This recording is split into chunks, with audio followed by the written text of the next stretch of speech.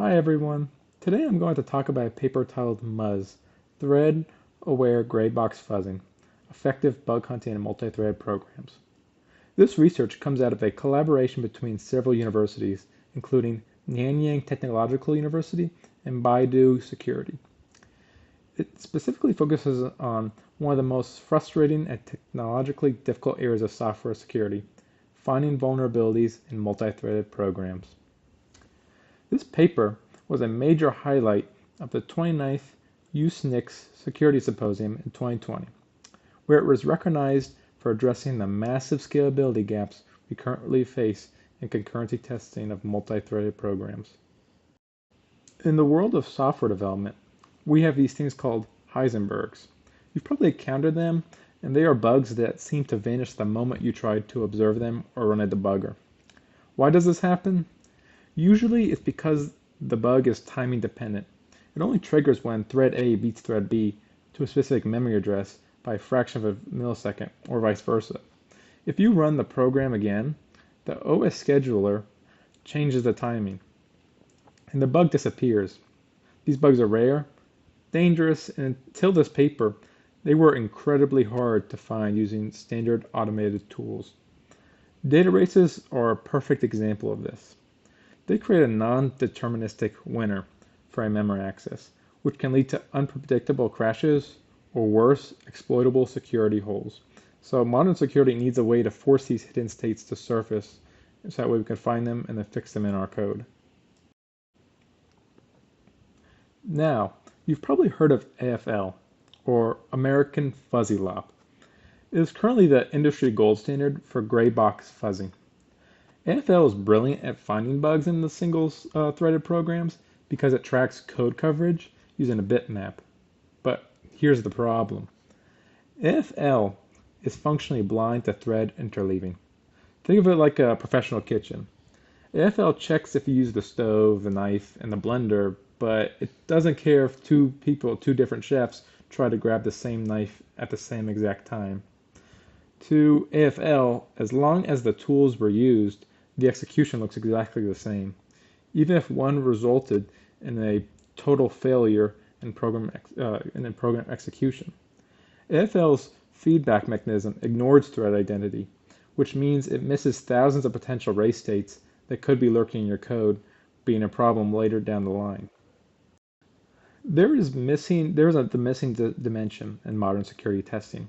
A fuzzer might tell you that you've hit 100% of the lines of the code in your program, but it can't tell you if you explored all the different ways those lines can overlap across multiple threads.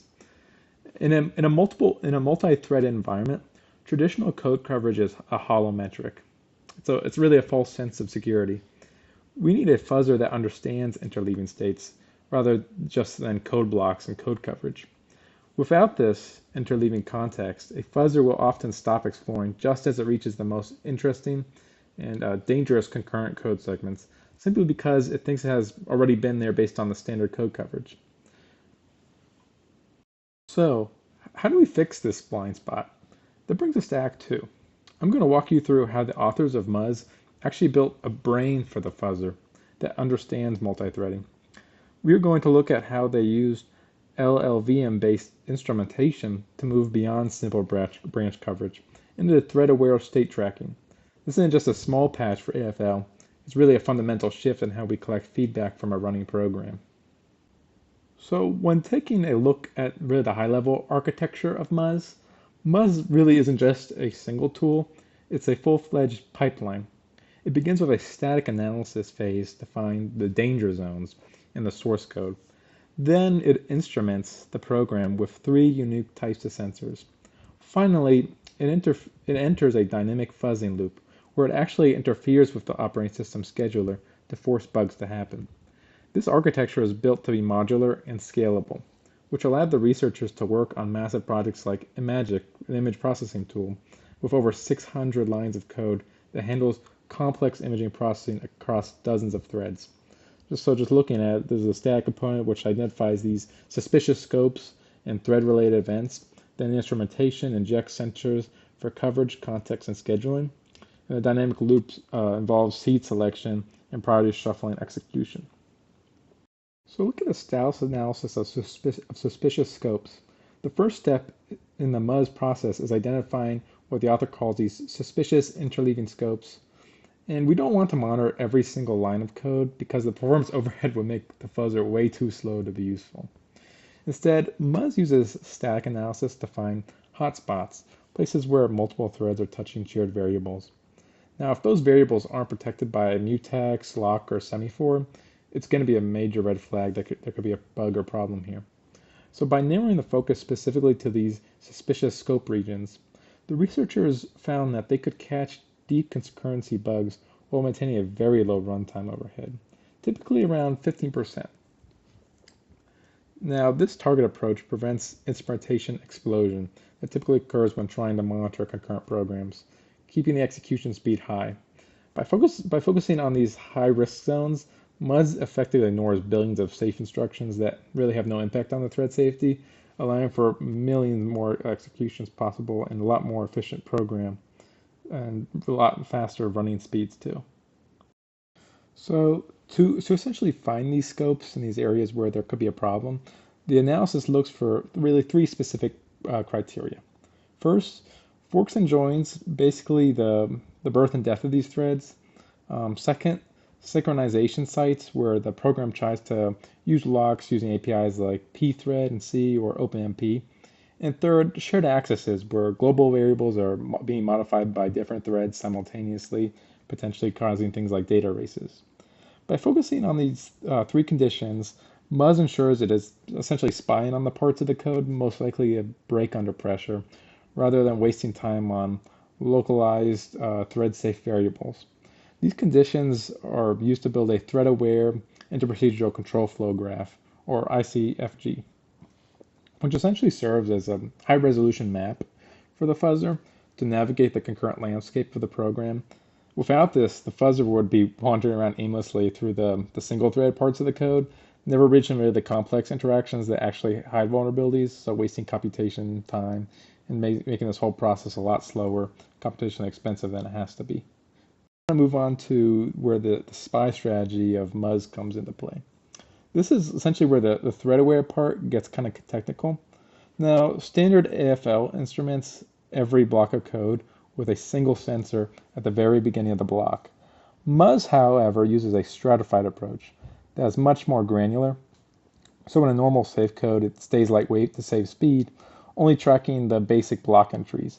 But inside those suspicious scopes we talked about in the last slide, we just identified, it packs in sensors with much higher density monitoring, individual memory accessing instructions, and this gives the fuzzer a high definition view of exactly how threads are dancing around each other in the danger zones.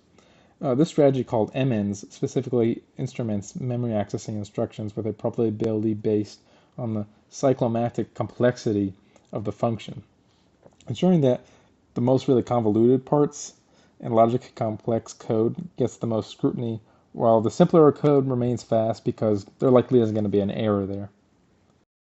Okay, so high-density sensors aren't really enough if you don't know which thread triggered them or what the surrounding state was. So this is why MUZZ introduces thread context.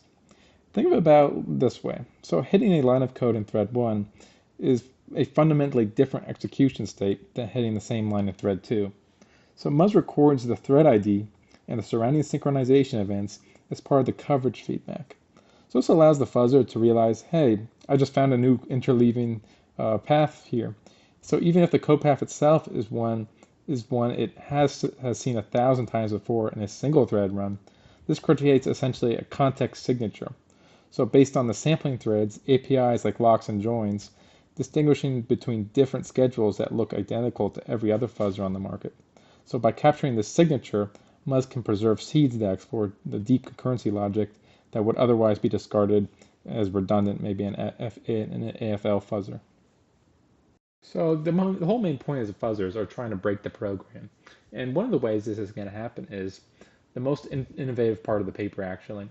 So MUZZ doesn't just watch the programs, it actually actively interferes with it to expose flaws that may be hidden inside them.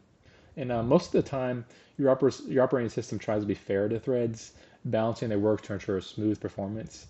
But fair scheduling is really the enemy of bug finding because it avoids the extreme timing cases that can cause data races. So MUZZ forces the program to use this kind of round robin scheduler, or sched underscore RR as the paper says, and then randomly shuffles the priorities of these threads at runtime. So it basically acts like a chaotic traffic controller, intentionally creating these perfect storm of timing that causes these race conditions to fail. So if the locks aren't set up correctly, the program will crash. This is done through a lightweight hook injected into the thread fork routine, allowing MUZZ to diversify the actual schedules encounters during fuzzing without requiring any changes to the kernel or the underlying hardware. So how does MUZZ decide which inputs are worth keeping for the next generation of mutation? It involves these seeds based on two major questions. First, did this input reach a multi-threaded part of the code? And second, did it create a new interleaving signature? If the answer to both of those questions was yes, that seed is promoted to a higher priority. And this creates a powerful feedback loop that pushes the fuzzer deeper into the concurrent logic of the program, rather than letting it get stuck on the shallow input validation bugs. The fuzzer even uses a specific metric called the interleaving score, which is simply the number of distinct thread context signatures found for that input to decide which seeds are mathematically the most interesting to mutate next, causing this chaos where the fuzzer is trying to break the program and get into these weaker parts of the program where the multi-threaded parts of the program might have data races or other errors. So a high-level intervening score indicates that input is already triggering a lot of these non-deterministic behaviors, making a prime candidate for finding a race condition. Finally, MUZZ addresses the luck factor of the concurrency. Because these bugs are non-deterministic, you might run a dangerous input and not crash simply because the CPU timing happened to be lucky that day, or that run. So MUZZ fixes this by running every interesting seed multiple times, sometimes up to 20 or 40 times with different random thread priorities. It's essentially saying, I think this input is dangerous, so I'm going to try to run this 40 different ways to break the program with it.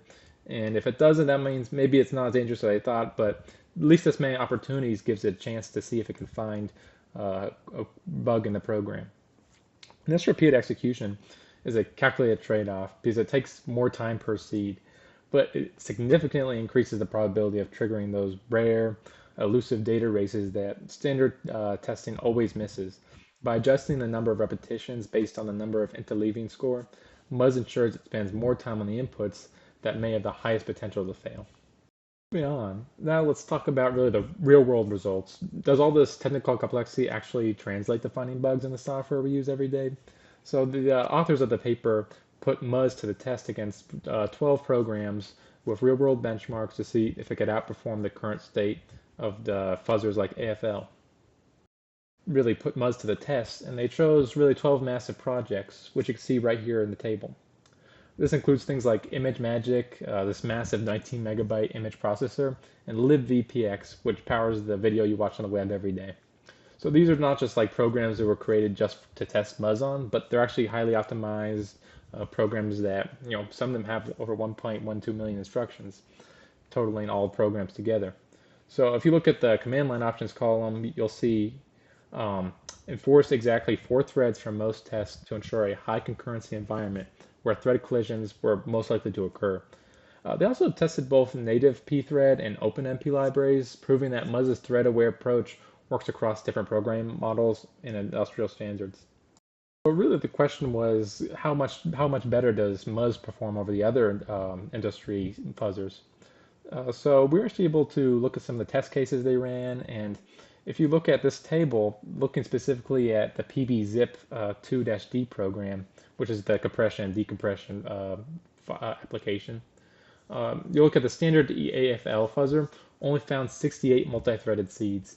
A modified fuzzer called MAFL, which includes some of MUZZ's logic, but not the full strategy, found 119, but MUZZ found exactly 297. That's over 4 times the performance of the industry standard.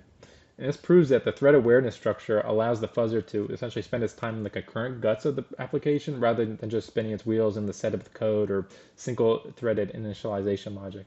So by generating more diverse multi-thread seeds, MUZZ creates a much better foundation for finding the bugs than the standard tools actually end up missing.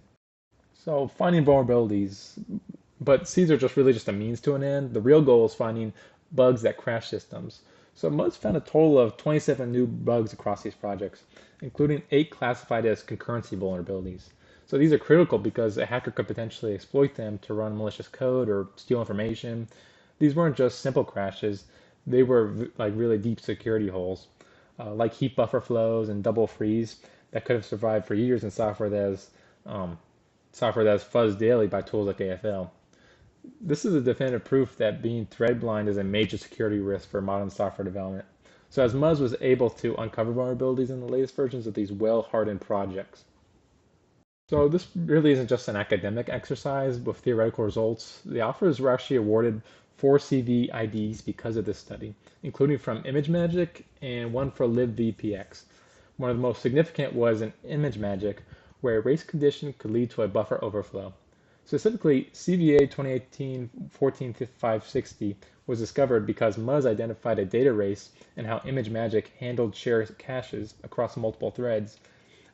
When a single research paper leads to security patches in software used by millions of people and thousands of web servers, you know that the technique is both practical and incredibly powerful. So these vulnerabilities were found in code that had already been tested by some of the best single-threaded fuzzers in the world, highlighting really the necessity of the thread-aware testing that MUZZ is able to actually accomplish. And also, the authors actually show that MUZZ is really a great teammate for other dynamic analysis tools. For instance, detectors like Thread Sanitizer or TSAN are great at explaining why a bug happened, but they need specific, complex input to trigger that bug first. So MUZZ acts as like kind of like a scout, finding the difficult inputs that reach the problematic code, which TSAN then analyzes to confirm the race. So by replaying these seeds that MUZZ generated, the researchers were able to reveal 19 additional concurrency bugs that standard testing would have missed entirely. So this shows how a perfect synergy between the exploratory power of fuzzing and the diagnostic precision of dynamic analysis tools provides a really complete end-to-end solution for concurrency bug testing that AFL couldn't really achieve on its own or anywhere near. So now no research paper is perfect, and the researchers are honest about some of these trade-offs.